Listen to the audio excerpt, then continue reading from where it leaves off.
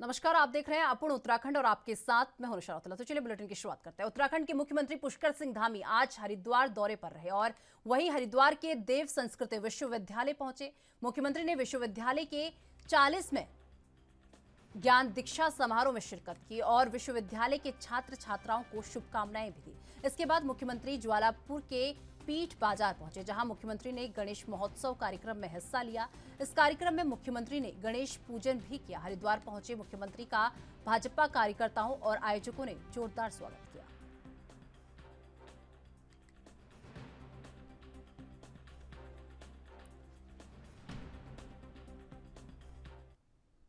उत्तराखंड के हरिद्वार में देव संस्कृति विश्वविद्यालय गायत्री कुंज में आयोजित ज्ञान दीक्षा कार्यक्रम का आयोजन किया गया। आपको बता दें कि कार्यक्रम में मुख्यमंत्री पुष्कर सिंह धामी ने शिरकत की और इस दौरान सीएम ने कहा कि जहां कोई भी आचार्य मार्गदर्शन देंगे तो आपको स्वयं का भी मार्गदर्शन करना है और अपने आप को साधने के लिए जहां यहाँ पर आचार्यगण सारे लोग आपको जहां मार्गदर्शन देंगे वहीं आपको स्वयं का भी मार्गदर्शन करना है।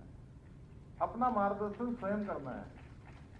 कई बार ये लगता है हमको, बहुत बार बातों बातों में और ऐसी जो बचपन होता है, आप सबका बचपन ही है, इस बचपन में बहुत बार जिनके मन थोड़ा चंचल होते हैं, हम लोग भी बचपन में बहुत चंचल थे।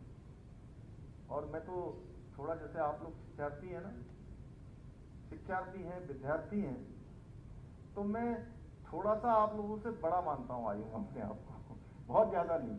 और राजनीति के क्षेत्र में मैं अपने आप को अभी शिक्षार्थी और विद्यार्थी ही मानता हूँ, कोई प्रोफेसर नहीं मानता हूँ। मैं क्या काम कर रहा हूँ, मैंने कितना परिश्रम किया है, मैंने कितना अध्ययन किया है, मैंने कितनी साधना की है, ये आपसे ज्यादा कोई नहीं जानता है। न तो आपके आचार्यगण जानेंगे, न माताजी जानेंगी, न पिताजी जानेंगे, न हमारे गुरुजन जानेंगे। या तो आप जानते हैं या सीधे सीधे वो ऊपर वाले जानते हैं। दो से कोई नहीं छुपा सकता, दो से कुछ नहीं छुपता है। पहला स्वयं से और दूसरा ऊपर वाले से। तो इसलिए हम दुनिया को कह सकते हैं कि हमने बहुत अध्ययन कर लिया, बहुत हमने परिश्रम कर लिया। कई बार होता है, वैसे यहाँ इसको यूके SSSC और विधानसभा भर्ती घोटाले को लेकर प्रमुख विपक्षी दल बीजेपी सरकार पर लगातार हमलावर है। जहां पर अभी तक यूके SSSC मामले में एसटीएफ ने कुल 33 लोगों को गिरफ्तार कर लिया है। वहीं विधानसभा भर्ती घोटाले की निष्पक्ष जांच की मांग कांग्रेस द्वारा लगातार की जा रही है। और अब वहीं आपको बता दें, इसी को लेकर पूर्व मुख्यमंत्री हरीश रावत ने कहा कि जिन लोगों ने विधानसभा और यूके SSSC में नियुक्तियां करवाई वो सब सामने आए। अब दिक्कत ये है कि ऐसी नियुक्ति वाले जॉइंट सिक्योरिटी तक पहुंच चुके हैं और ये एक बड़ा गंभीर सवाल है। कि दूसरा गंभीर सवाल ये है कि अनैतिक नियुक्तियों को कराने वाले सामने नहीं आ रहे।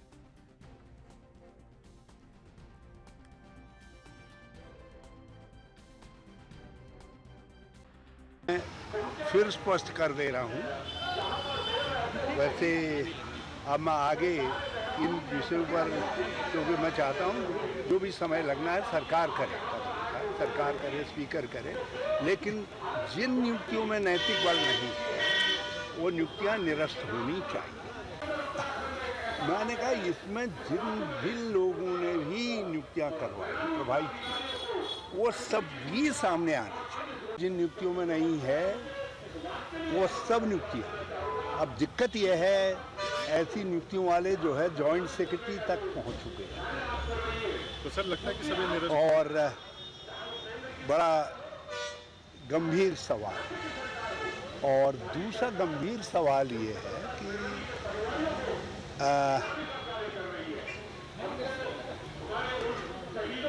कि नैतिक नियुक्तियां करवाने वालों का, नैतिक नियुक्तियां ही कह लो, अब नैतिक बल जिन नियुक्तियों में नहीं है उन नियुक्तियों को कराने वाले चेहरे सामने नहीं आ पा रहे। और मीडिया जो है कुछों को जेठ समझ रहा है, हिंदू गृहिणी की तरीके से जेठ के चेहरे को जेठ का नाम लेने में संकोच कर रहा है, और देवर का उत्तराखंड के नैनीताल में दीपक रावत ने नैनीताल की बुनियादी कही जाने वाली बीडी पांडे हॉस्पिटल का निरीक्षण किया और इस दौरान दीपक रावत ने बताया कि सिंचाई विभाग के द्वारा बलिया नाला के ट्रीटमेंट में के लिए 202 करोड़ की डीपीआर बनाकर तैयार हो गई है, जिसके आधार पर अब शासन के आदेशों के अनुरूप कार्य किया जाएगा। इस दौरान आयुक्त ने बलिया नाला भूस्खलन प्रभावित क्षेत्र का निरीक्षण किया। नाराजगी व्यक्त करते हुए आयुक्त ने एसडीएम नैनीताल राहुल साह को तत्काल सभी घर खाली करवाने और घरों को सील करने समेत घरों के विद्युत कनेक्शन काटने के निर्देश दिए हैं।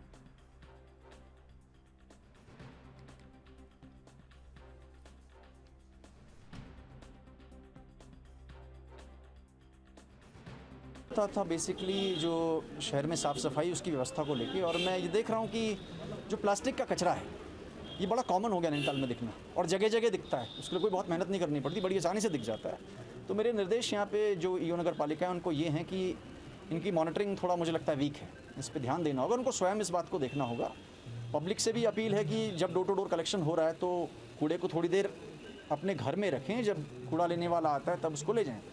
दूसरा, मैंने निर्माण सामग्री को लेकर भी थोड़ा सा सख्त निर्देश पुलिस को भी दिए हैं कि जो निर्माण सामग्री है, जो लोग घर बना रहे हैं, अच्छी बात है घर बना रहे हैं, लेकिन सड़क के ऊपर हम सीमेंट भी डाल दें, सरिया भी डाल दें, बजरी भी डाल दें, जिससे एक्सीडेंट्स भी हो सकते हैं, शहर भी गंदा दिखता है, वो नहीं होने चाहिए।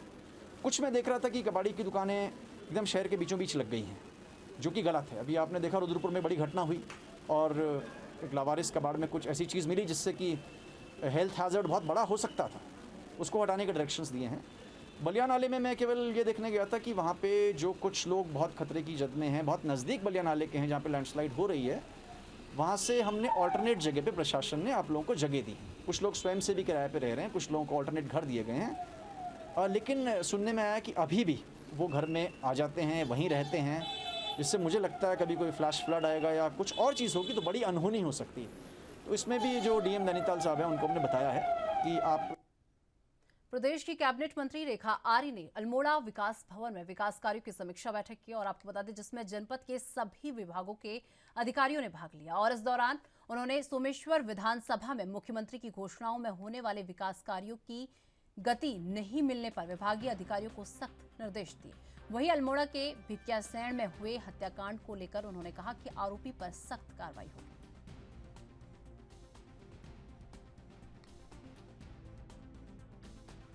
देखिए, हमारे विधानसभा सोमेश्वर के माननीय मुख्यमंत्री जी के द्वारा जो जो घोषणाएं की गई हैं 2017 से लेकर अभी तक में उनकी आज समीक्षा की जा रही है, क्योंकि बहुत सारे उस समय के जो घोषणाएं थी उसमें जियो जारी हो गए थे, लेकिन जियो जारी होने के साथ में जो है आखिरकार वो चीज़ें किस प्रगति की ओर गई हैं और कुछ सड़कें जो है जो फॉरेस्ट में या उनके संयुक्त निरीक्षण के स्तर पर लंबित है तो क्यों लंबित है, इन सारी बिंदुओं को लेकर आज चाहे वो सड़क हो, पेयजल हो, चाहे हमारे स्वास्थ्य का केंद्र हमारा सोमेश्वर उप जिला चिकित्सालय हो, और चाहे वो सिंचाई से संदर्भित हो, सभी लोगों की सभी चीज़ों की आज समीक्षा की जाएगी।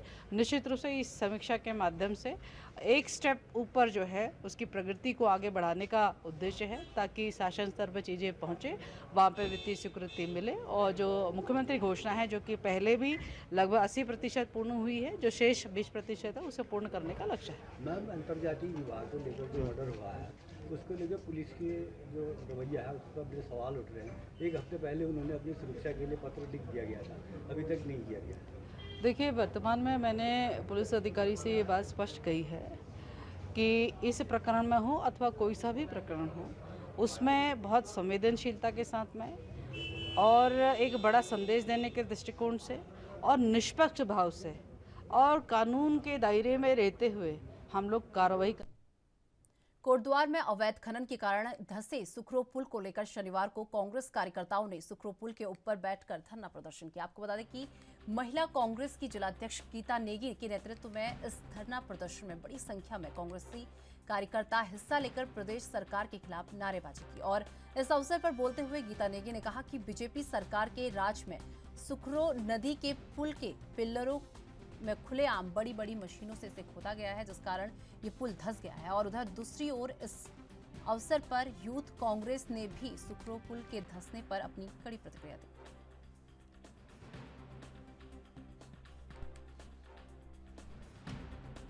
और दुखी मन से इतना हम दुखी हैं कि पिछले 2-3 सालों से लगातार मैं प्रयास कर रही थी कि भाई ये समय पे इसका सुध ले लें कि जो ये बिल्कुल मानकों के विपरीत जो यहाँ पे खनन कार्य किया गया है, मैं चाहती हूँ कि तत्काल जो भी दोषी हैं उन पे सबसे पहले कार्रवाई की जाए। ठीक है, क्योंकि इसमें हुआ क्या, इन्होंने क्या है नीचे वाला पट्टा तो क्या है खनन के लिए खोल दिया, जबकि ऊपर की स्थिति आप देख रहे हो कि क्या स्थिति हो रखी है। ऊपर ये फॉरेस्ट के पास है, जबकि इसमें चुगान होना चाहिए था, चुगान, जबकि ना कि इसमें पॉकलैंड और जेसीबी मशीनों के द्वारा इसमें खनन कार्य किया जाना चाहिए था। ये गलत है, बिल्कुल गलत हुआ। मैं तो कहती हूँ तत्काल उन लोगों पे कार्रवाई होनी चाहिए जिन लोगों ने इनकी अनुमति इनको प्रदान की है। नंबर 2 बात कि होता है जैसे बरसात के टाइम पे ये सुकरौर नदी है भयंकर रूप ले लेती है। इसके लिए भी मैं विभागीय जितने भी लोक निर्माण विभाग के अधिकारी हैं या सरकार है, भाजपा की जो सरकार है, उनको मतलब बरसात से पहले यहाँ पे जो रिपेयरिंग का कार्य था देखना चाहिए था कि पुल कहीं पे कोई डैमेज तो नहीं हो रहा है, ताकि वो बरसात से पहले इसकी सुध लेते और इस पे जो भी कार्य जो इसको क्षति हो रही थी बरसाती पानी से उसको वो ठीक करवाने का प्रयास करता है। जो ये कोटद्वार की जनता और भाबर की जनता को जोड़ने के लिए जो पुल यहाँ पर बना गया था, जो भाजपा की ही मंत्री द्वारा पूर्व मुख्यमंत्री भुवन सिंह खंडूरी जी के द्वारा पुल बनाया गया था, जो पुल आज धंस चुका है, जिसमें कोटद्वार की जनता और भाबर की जनता में काफ़ी रोष है। और कल कहा गया था यहाँ पर एक सर्वे की टीम आएगी, ना यहाँ पर सर्वे की टीम आई है और अभी भी हमें खतरा अगर बारिश आती है पुल कहीं ना कहीं ये ढह ना जाए, जिसके कारण आज यहाँ पर कांग्रेस ने पुरजोर आंदोलन किया है। अगर जल्द से जल्द पुल का निर्माण नहीं होता तो इससे भी ज़्यादा उग्र।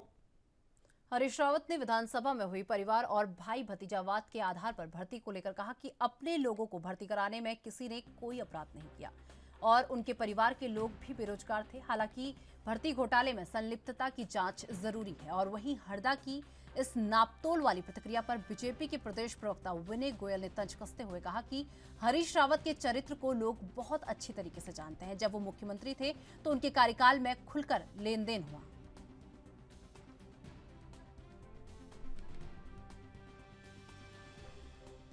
हरीश रावत जी के चरित्र को लोग बहुत अच्छी तरह से जानते हैं। मैंने बताया ना कि टीवी चैनलों पर उन्हें लोगों ने कहते हुए सुना था कि तुम 30 करोड़ कमा लो, 40 करोड़ कमा लो, मैं आंखें बंद कर लूंगा। क्या आंखें बंद करने के लिए कोई मुख्यमंत्री चुनती है क्या प्रदेश की जनता? आंख कान खोलकर भ्रष्टाचार के खिलाफ कार्रवाई उन्हें करने की हिम्मत होनी चाहिए थी, लेकिन उन्होंने जितना बड़ा भ्रष्टाचारी था उसको उतने नजदीक अपने बिठाया। चतुर्थ तल पे जहां मुख्यमंत्री कार्यालय होता है वहां पर लेन देन हुआ, चतुर्थ तल पर लेन देन हुआ उनके कार्यालय, उनके कार्यकाल में, और लोगों को भर्ती किया गया, सब लोग जानते हैं। उत्तराखंड के मुख्यमंत्री पुष्कर सिंह धामी की तरफ से उपजिलाधिकारी टनकपुर को प्रेस क्लब के लिए भूमि चयनित करने के लिए निर्देशित किया गया है, जिस पर उपजिलाधिकारी की तरफ से प्रेस क्लब गेस्ट हाउस के लिए भूमि चयनित किए जाने की कवायद अब तेज हो गई है। आपको बता दें, वही जर्नलिस्ट यूनियन ऑफ उत्तराखंड के जिला महामंत्री बाबूलाल यादव ने बताया कि टनकपुर पर्वतीय और तराई क्षेत्र का सेंटर प्लेस है और साथ ही टनकपुर की सीमा नेपाल से भी मिली हुई है और साथ ही पूर्णागिरी शक्तिपीठ होने के कारण अन्य राज्यों से पत्रकारों का आगमन लगा रहता है।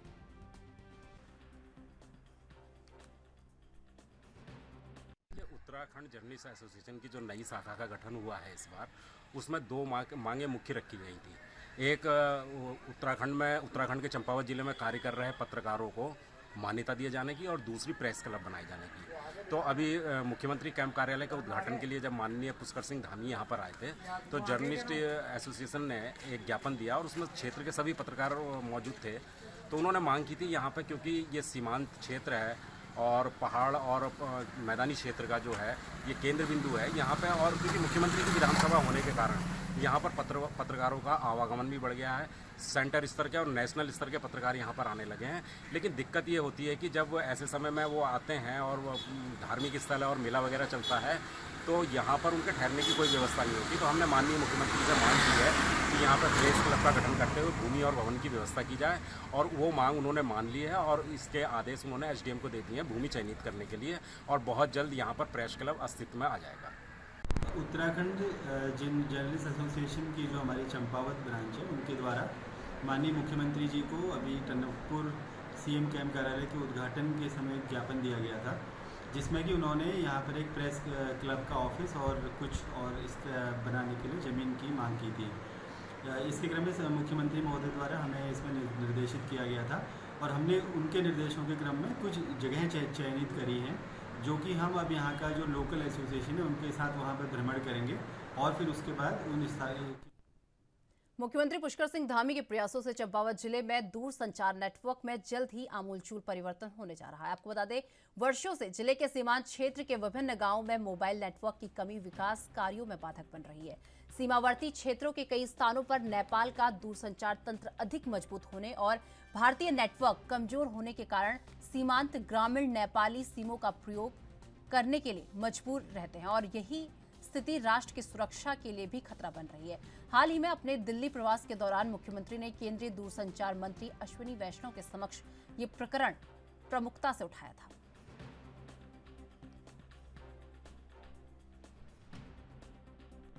सीमा से लगे हुए जो ग्रामीण क्षेत्र हैं, यहाँ पर लंबे समय से मोबाइल नेटवर्क की बहुत समस्या चली आ रही थी।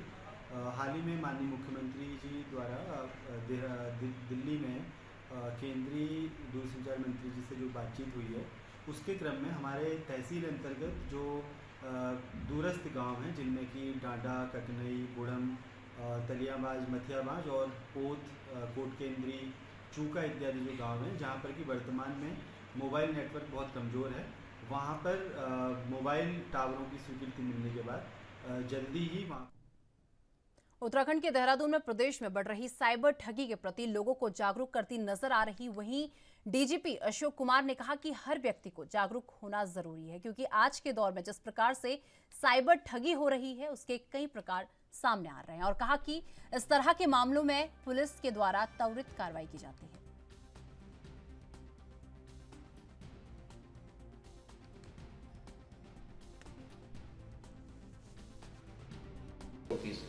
देखिए, लोगों को बहुत ज़्यादा जागरूक होने की ज़रूरत है। कोई भी फ्रेंड रिक्वेस्ट भेज रहा है बहुत सुंदर सा चेहरा लगा करके, अब आदमी को सोचना चाहिए ऐसे क्यों भेज रहे हैं, मुझे अलर्ट होना चाहिए कि जब किसी को बिना देखे बिना सोचे समझे ऐसे ही एक्सेप्ट कर लेंगे तो उसके थ्रू ये सेक्स एक्सटॉर्शन की पॉसिबिलिटी रहती है ऑनलाइन।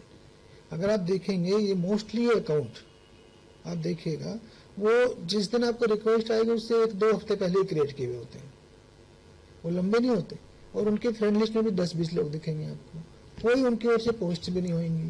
ये सब फेक अकाउंट्स होते हैं, इनके पीछे कोई और होता है जो एक्सटॉर्शनिस्ट है, जो साइबर क्रिमिनल है, तो इसलिए इनसे बचना है। और ऐसे ही हम अचानक से वीडियो कॉल करने लगते हैं, इतनी जल्दी आप किसी इतने दोस्त बन गए किसी के, कैसे आपने भरोसा कर लिया, जाने पीछे उसके कितना बड़े क्रिमिनल बैठा हो। तो हमें लोगों को ऋषिकेश के जयराम आश्रम होते हुए त्रिवेणी घाट जाने वाली संकरी रोड पर लगातार नो पार्किंग में वाहन खड़े किए जा रहे हैं। सबसे ज्यादा वाहन आस्था पथ के ऊपर बने होटल संचालक के द्वारा पर्यटकों के खड़े कराए जा रहे हैं और वहीं आपको बता दें जिनकी वजह से मां गंगा के दर्शनों के लिए जाने वाले पैदल श्रद्धालुओं को भी परेशानी का सामना करना पड़ रहा है। नो पार्किंग में वाहन खड़े होने की वजह से जाम लग रहा है और कई बार स्थानीय लोग पुलिस को इस संबंध में मौखिक रूप से जानकारी देकर कार्रवाई की मांग कर चुके हैं। मामले में सीओ ऋषिकेश से बातचीत की गई तो उन्होंने बताया कि नो पार्किंग में खड़े वाहनों पर लगातार पुलिस कार्रवाई कर रही है।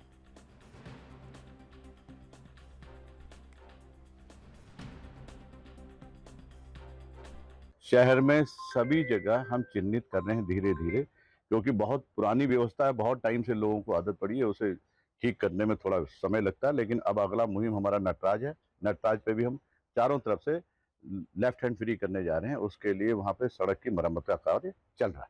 जयराम आश्रम पे भी 100% हमारी वो रडार पे है, हम उस पर काम कर रहे हैं। जयराम आश्रम के पास में बॉटल नेक है, वहाँ पे हमने काफी कुछ ठीक कर दिया, लेकिन अभी और कुछ ठीक किए जाने की गुंजाइश। रुड़की में 26 सितंबर को जिला पंचायत के चुनाव होने जा रहे हैं, जिसको लेकर अपने अपने क्षेत्र से जनप्रतिनिधियों ने अपनी दावेदारी पेश करनी शुरू कर दी है। तो वहीं कलियर विधानसभा के मेवाड़ क्षेत्र से जगपाल सिंह ने जिला पंचायत सदस्य का फिर से चुनाव लड़ने का ऐलान कर दिया है। पिछले चुनाव में 3000 के पोलिंग में 2100 वोट लेकर जगपाल सिंह ने विजय हासिल की थी।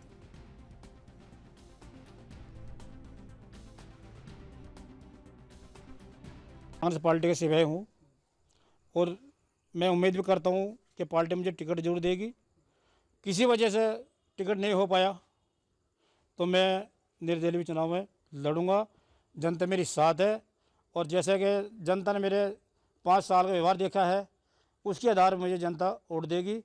और दूसरी बात, मैंने 8 गांव मेरे पास थे जिला पंचायत में, तो मैंने सभी गांव में किसी भी कोई भी जाति हो कोई मैंने भेदभाव नहीं किया, सभी बीच में जाकर मैंने काम किया। और जैसे भी लोगों ने मुझे बताया कोई सड़क का हो या नलके का हो, हर गांव में मैंने विकास किया। चाहे साथियों शमशान घाट की सड़क हो वही मैंने कराई है, चाहे गांव के अंदर पुल टूट गया, इमली गांव में एक बहुत बड़ा पुल था वो मैंने खुद बनवाया है, वो सामने आप देख सकते हैं। ऐसे कोई बड़ी बात नहीं। आपके मीडिया माध्यम से मैं कहना चाहता हूँ कि मुझे इस 5 साल में लोगों ने बहुत प्यार दिया और आगे भी मुझे ऐसे मेरी जनता प्यार देती रहेगी। सड़क बन खबर चमोली जिले से है, जहां वेतन न मिलने से परेशान अतिथि शिक्षकों का माध्यमिक अतिथि शिक्षक संघ के बैनर तले अनिश्चितकालीन धरना जारी है। आपको बता दें, अतिथि शिक्षकों को ग्रीष्मकालीन और शीतकालीन अवकाश का वेतन अभी तक नहीं मिला है और जबकि दशोली कर्णप्रयाग ब्लॉकों में वेतन अतिथि शिक्षकों को मिल चुका है और एक ही जिले में अलग अलग कानून को लेकर अतिथि शिक्षक में खासा आक्रोश है। कई बार मुख्य शिक्षा अधिकारी को इस बाबत ज्ञापन भी दिया गया है, लेकिन कोई भी सकारात्मक पहल विभाग के द्वारा नहीं की जा रही है। गेस्ट टीचर्स को का यहाँ पर उनको कुछ वेतन के पिछाने में जो लोग विसंगति को लेकर उनकी मांग है और जिस पर विचार चल रहा है, और मैंने उन्हें कहा है कि मुझे कुछ समय इसका पूरा अध्ययन देखना चाहिए कि शासनादेशों के आलोक में क्या हो सकता है और कैसे हो सकता है। तो मैंने उन्हें ये कहा है कि आप कुछ समय रुकिए, मैं इस पर विचार करके निर्णय दूँगा। हमारे यहाँ जो वेतन संख्या को लेकर मांग चल रही है, इसको लेकर हम अनिश्चितकालीन धरने पर बैठे हैं। इससे पूर्व हम 24 तारीख को और 25 को हम मुख्य शिक्षा अधिकारी से मिले थे। उनसे हमें आश्वासन मिला था कि हमें 3 तारीख तक काम करेंगे। अब वो हमारा काम नहीं हुआ तो हम निरंतर कल से 3 तारीख से बैठे थे और जब तक हमारी डिमांड पूरी नहीं होगी हम यहाँ से नहीं हिलेंगे। और शाम की हमारी रणनीति है कि हम कैंडल मार्च निकाल लें। इसके अलावा अन्य भी जो कार्यवाही भी करनी पड़ेगी, तब तक हम इसके लिए तैयार हैं, क्योंकि हम अपना स्पष्ट आदेश चाहते हैं वेतन विसंगति को लेकर। जो ये बार प्रत्येक वर्ष हमें वेतन विसंगति का मामला हमारे समझ नहीं आना चाहिए।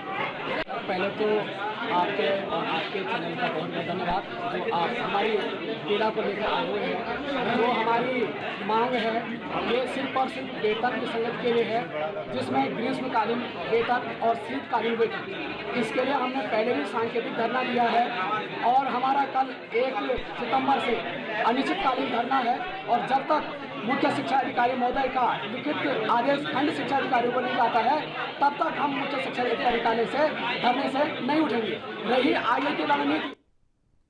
पौड़ी के लोक निर्माण विभाग में कार्यरत एक बाबू प्रेमेंद्र सिंह द्वारा लगभग 30 लाख का गबन करने का मामला सामने आया है। आपको बता दें कि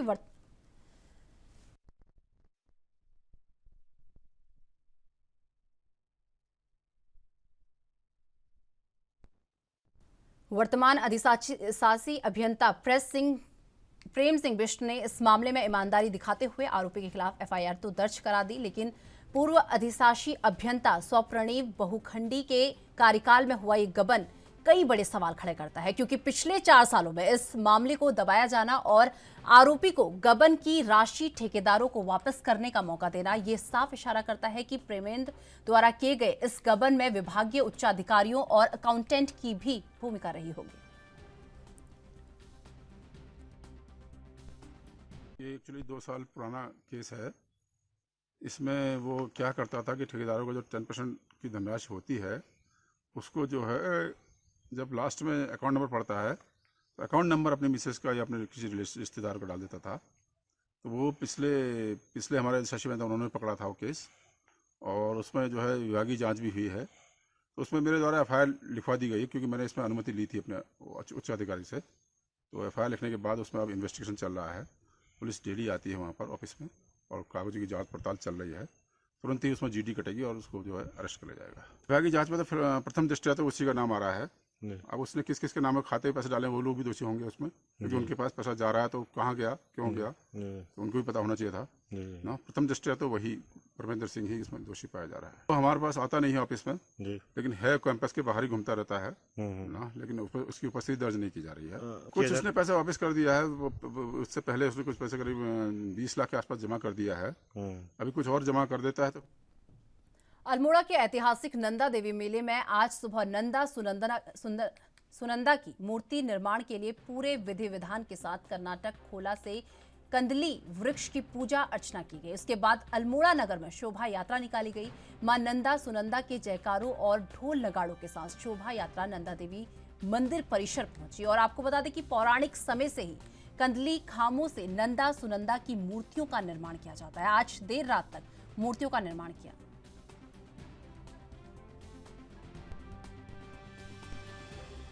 जो आज ये पूजन अभी इसका कल इसकी पूजन किया था, आज इनका वृक्ष लेके आज इनका इसमें मूर्ति की स्थापना इसकी होगी, बनेगी।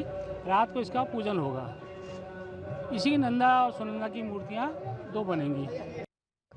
आज मां नंदा सुनंदा की मूर्ति की अब स्थापना होगी, उसके निर्माण के लिए कदली वृक्ष को ले जाया जाएगा और ये अपना ऐतिहासिक महत्व है। नंदा देवी हमारे सभ्यता और संस्कृति की प्रतीक भी है। मां नंदा सुनंदा का जो ये कार्यक्रम है और इसे लोग बहुत धार्मिक आस्था से मनाते हैं और आज पूरे प्रदेश में जगह जगह मां नंदा सुनंदा के झांकियाँ प्रस्तुत होती हैं, पूरा डोला निकलता है और आज पूरा प्रदेश, क्योंकि ये प्रदेश का एक बहुत बड़ा महोत्सव है, इसे बहुत ही।